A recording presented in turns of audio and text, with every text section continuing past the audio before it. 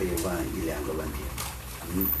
如见，因为在第27页第5行后面啊，就是有一句话叫做“求发心虑疑，得官位难比，诸无”。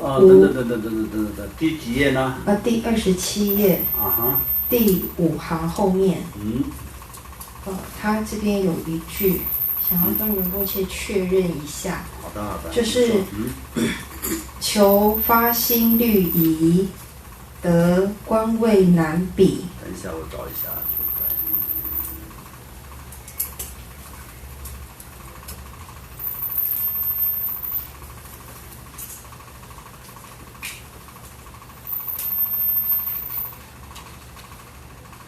第27页的比较上面还是下面？上面上来第5行最后一句。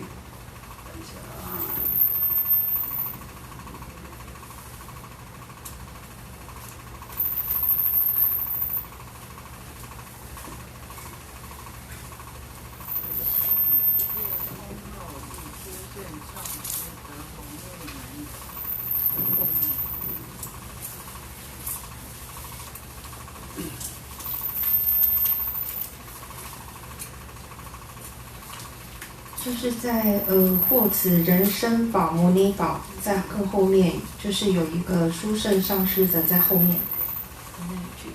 等一下啊，虽然仅仅得到人身，但若无正法的光明，恒施造恶业。这个的前面还是后面？前面。还有前面啊？还要更前面。好，等一下啊。得王位难比。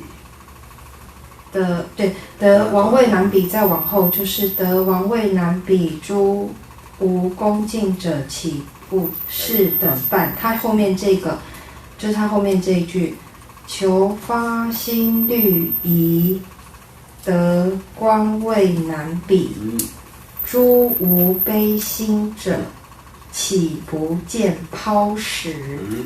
就是这个岂不？你说这10句，岂不见抛石？对。这个是这样的啊，我跟你讲啊，我刚刚想一下，你是说求那个发心律意是不是？是。等一下，求发心律意在哪里啊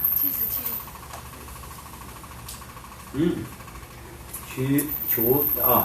求发心律意，得官为难比。所以我们就这样，因为这一次当中呢，我们有因缘跟机会，获得了发心，以及获得了那个受持戒律的这样的一个机会，已经是求这些，然后就是已经得到了。像比如说我们那个守菩萨戒收那个怎么说呢，那个什么比丘戒等等的这些已经是得到这些的，相当就是那个修持的机会，或者是一些那个发心的机会，这样的来说的话，那么就是在一个人变成一个官委，就是变成一个区域的大官那相当于可以说作为一个国家的一个总统的位置更难得，就这个意思，更难得就这个意思。然后呢，但是呢，如果是没有慈悲心的人，我们今天如果是前面讲的就是发心是什么意思？为一切众生发心。为一切众生发心呢，就是我们作为一个真正的就是相当就是作为一个总统一样的，一个总统可以帮助所有的这个国家的人，他已经有这样的一个国位了，对不对？已经有这样的能力，已经有这样的一个机会。相当我们就是作为一个发心者，我们说一个菩萨戒或者是发心者，那么可以帮助一切众生的一个这样的能力，我们就已经获得一个这样的，所以就是相当就是一个王位或者是官位，完完全全就是没有办法比较的更殊胜的。但是如果是没有慈悲心的人呢，就把这些的这个机会，相当就是最后的什么抛石怎么讲？等一下既不见抛石，对不对？既不见抛石呢，就是相当就是一个石头，把它丢到了很远很远的地方，就再也不见的那种，就是把它不当做一个东西来，当做一个抛弃的要抛弃不要的一个东西来丢掉一样的道理。所以这种呢，就是相当就是正常的一个修行人就不会做这样的。但是一个修行人当中呢，就放弃对一切众生的慈悲感、菩提心的，就相当就不是什么好的修行人。什么都不懂的人，轻易的把它丢掉，就这个意思。所以仁波切他这只是一个就是抛掉石头的这个简单的意思，因为跟后面就是曾经就是在后面59页，其实就是说有一些瑜伽士，他们为了要降服一些恶鬼，所以他们会修法，就抛一些池子或者是戒指去。这跟不一样，对。这个不一样，这是上面的这个就是只是一个比喻，你就把这个。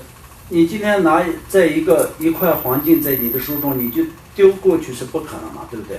所以呢，就是人家不会说你就丢石头，都丢那个黄金。你一个黄金在手中，你也知道它是一个黄金。你要丢出去的话，你心里的那个感受跟你手中有一个石头要丢过去，这两个感受完全不一样的嘛，对不对？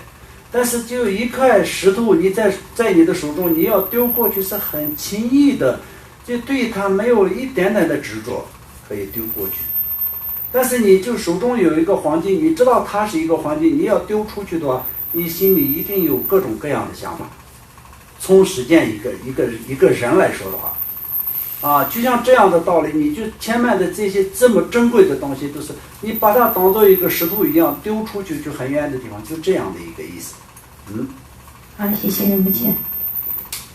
好。还有没有什么问题啊？你说。对佛法的那个执着或信心跟那个迷信。那个麦克风。就是对于佛法的执着还是信心还是迷信，有没有办法分辨呢？好。有。麦克风给他。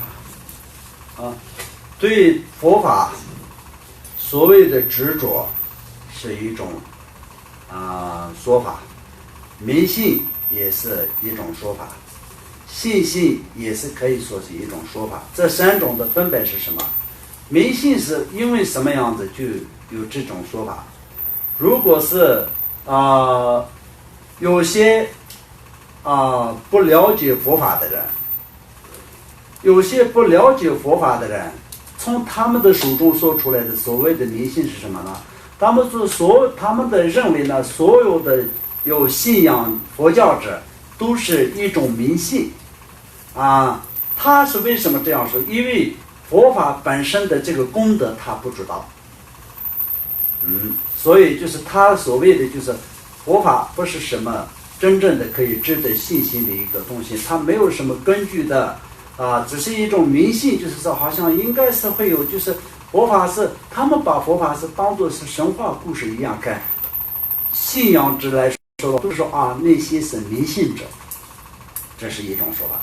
另外呢，就佛教徒也会说迷信，那是什么？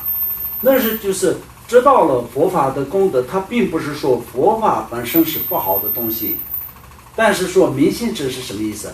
因为没有去学习佛法，然后佛法里面呢，就并不是真正的这么重要的一些利益当做是最重要，所以就是相当就是相信佛法不求解脱，或者不求真正的这个学习他的佛的这种真实的这种道理，只是求一些就是时间的一些特异功能一样的这些神通或者是这些他心通等等的这些那么这些来说的话，就是也可以说为是一种迷信这样的分别。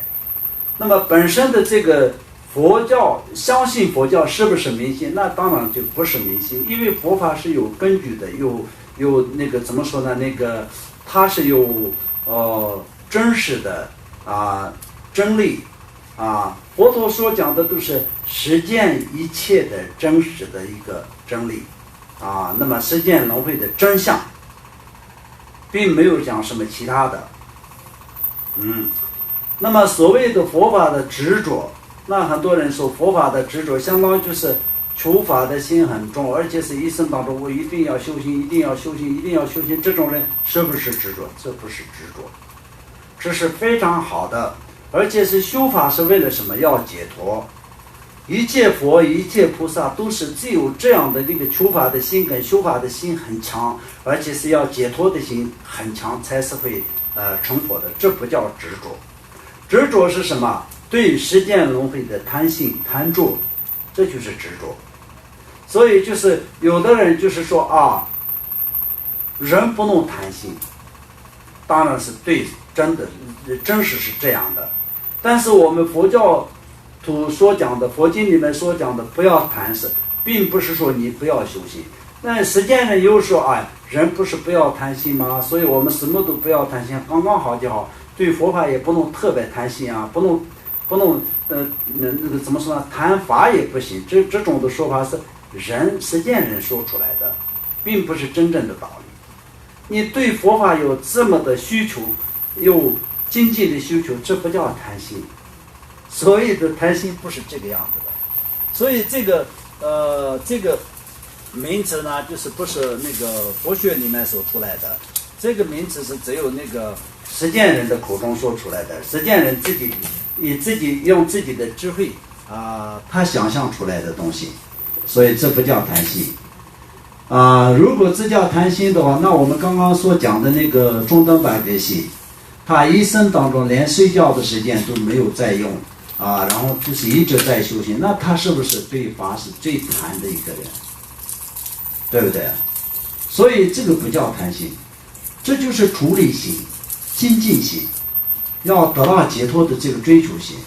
那么所有佛的这个一生当中，佛的这个整个的过去的生生世世的修持当中，他成为过很多的这个菩萨的过程修持的时候，他就是把自己的身上的血肉跟生命都是供养给布施跟众生，都是为了什么？求一个解脱那么那种时候呢，就是他就是身上的肉也切下来，骨头也打碎，然后里面的骨髓都拿出来布施给他人的时候，那么就是第十天跟梵天那些天人问他，你做这么大的怎么说呢，口信，这么大的放弃有什么求？他说没有任何求，只有一个求，只有一个需求是什么？要得到解脱，获得佛国这个是不叫谈，这个是一定要有的，这个我们都必须得要，这个就是精进心。对这个方面的这个信心跟精进不推展的，一定要维持到底，就是禅定的也达到禅定的果位，就是禅定的这个般若就是这样。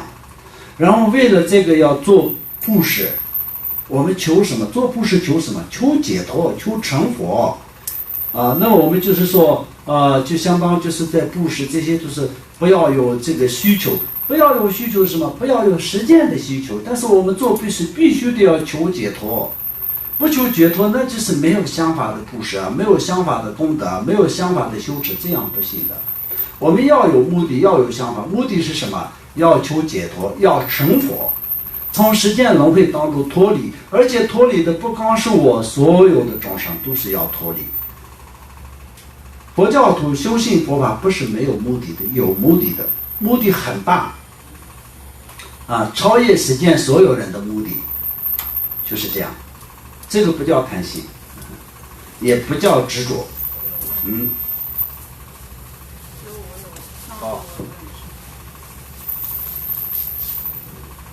就是您今天讲的那个24页这边，应该首先善加观察自相续，是否具足这个34种的说要观察，善加观察自相续。师父，自相续你能够再解释一下吗？自相续升起欢喜心，并再三观修。再三观修是身口意的观修吗？自相续自跟相续是什么意思？我们就是善加的观察，自相续自己，可以说自己的内心里面的思维感，真正的目的是不是这个样子？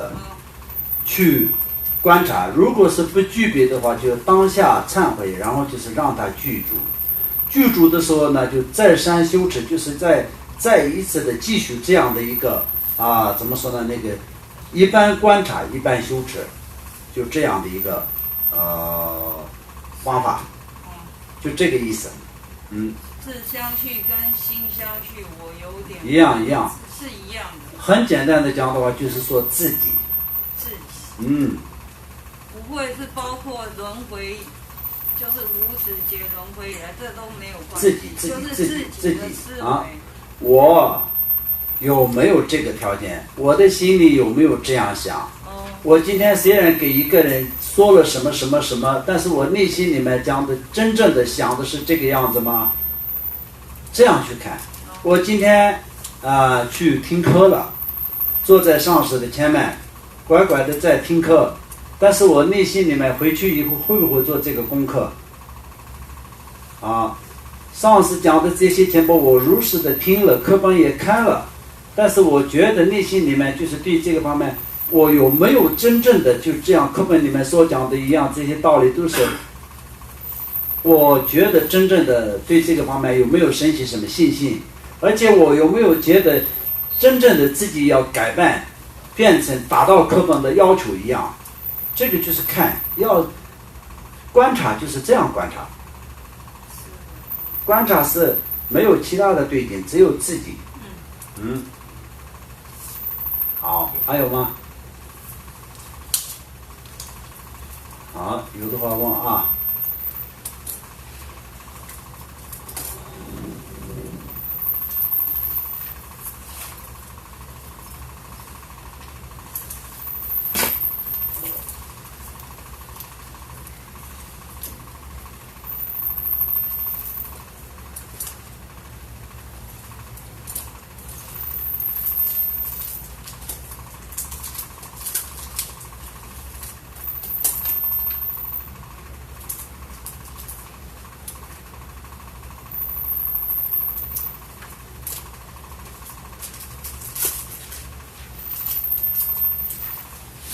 好，那没有其他的问题的话，我们今天的课就圆满了。